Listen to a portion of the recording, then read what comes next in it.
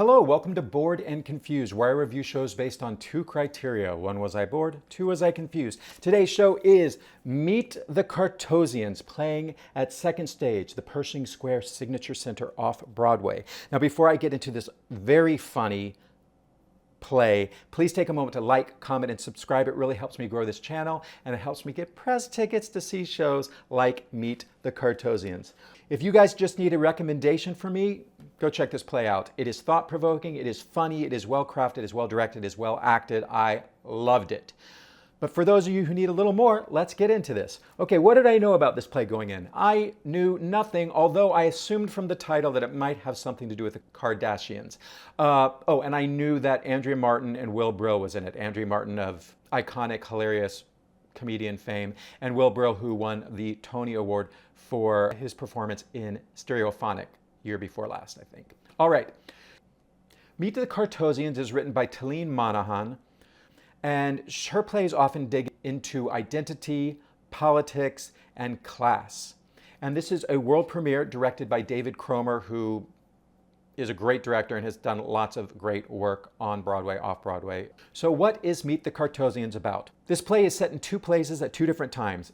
Part 1, Act 1, is set in Portland, Oregon in 1923-24, and Part 2 is set in Glendale, California in 2024.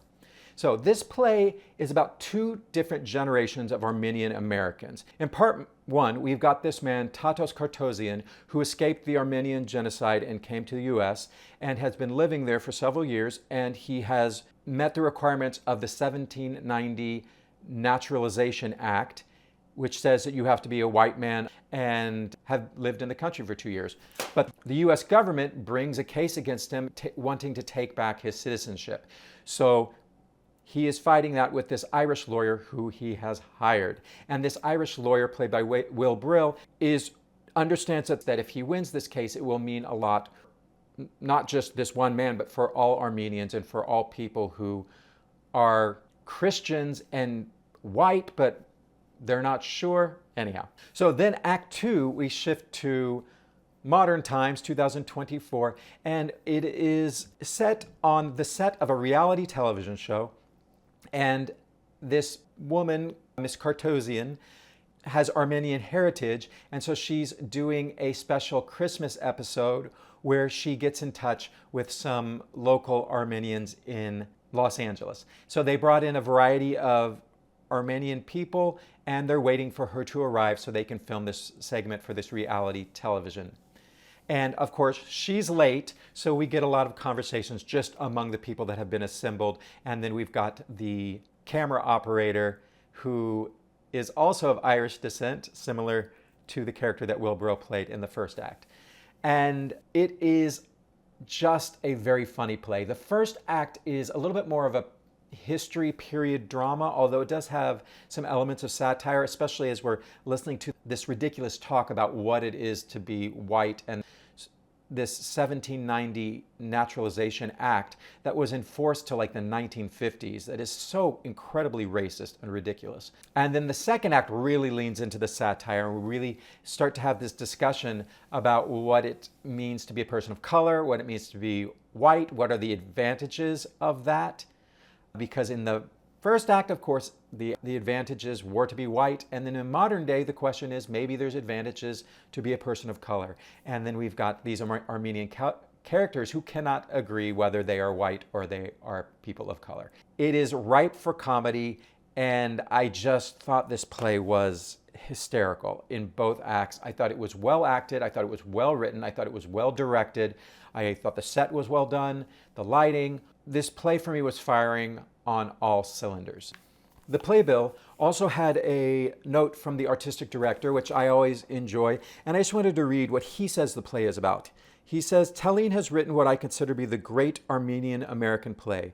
A bracing work of art, this play vividly illustrates the universal struggles that all families, individuals, and cultures face when they learn what is gained and what is sacrificed in order to acclimate to a new world.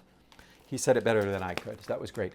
I really dug into the whole topic about race, though, because to me, it's always been such a mind-boggling concept to me, because race is not really a scientific thing. You know, in this court case, back in the 20s, they brought in anthropologists and to say their ancestors come from the Caucasus Mountains and all this ridiculous bullshit, when we all know the real race is just what you see in front of you. People make decisions based just on how someone looks. And yeah, so I really enjoyed this exploration into kind of how ridiculous this whole notion of race is to begin with. Okay, so told you about all the positive things. There's a lot. I have a few little negative pulls for me. These are light criticisms. Take these very lightly, but I like to give you both sides of the coin.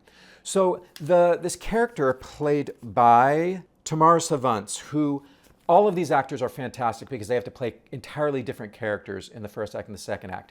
But I felt like she especially had a difficult job because of the members of the Armenian family, of the Cartozian family in the first act. She speaks the best English. Her English is perfect. She's very intelligent. So she had to create a character that speaks perfect English in the first act as well as the second act and make them very different without being able to really use an Armenian accent to really make that difference. But, you know, all of these actors, they were changing more than just an accent. They're really creating entirely different characters.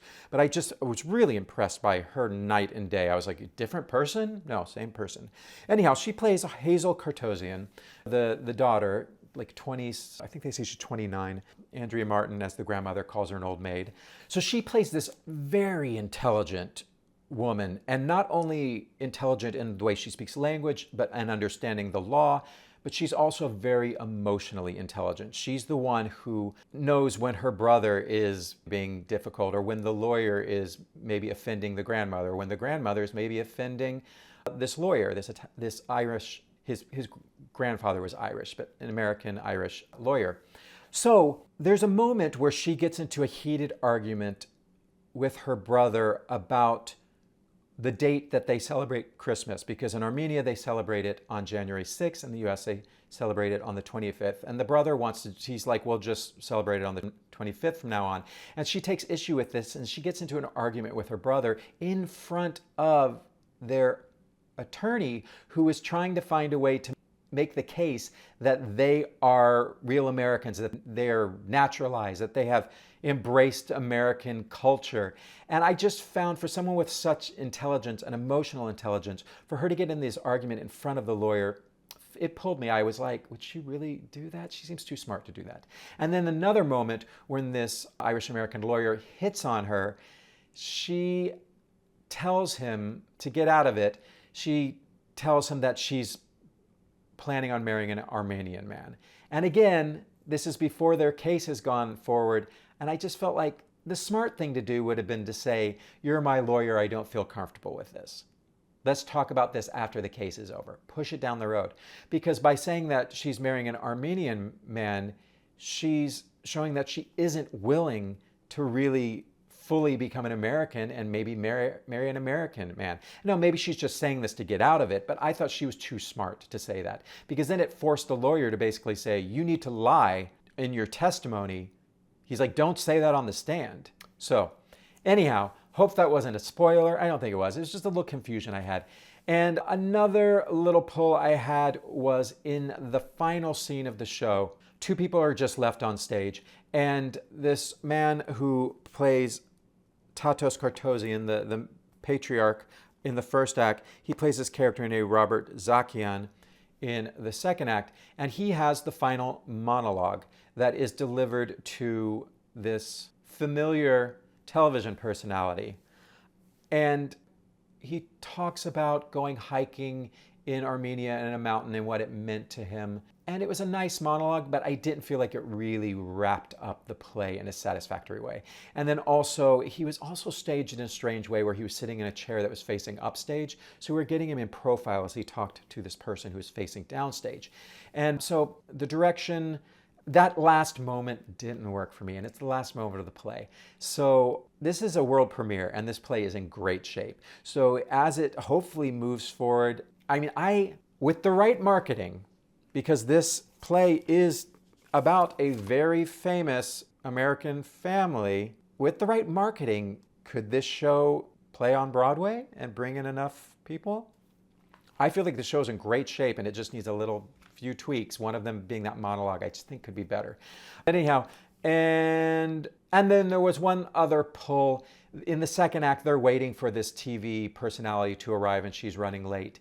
And at some point, I don't want to spoil anything. So, okay, spoiler alert. You know who's going to show up at the end of this play. There's an empty chair there. There's a sixth actor that hasn't shown up yet in the second act. We know who's going to show up.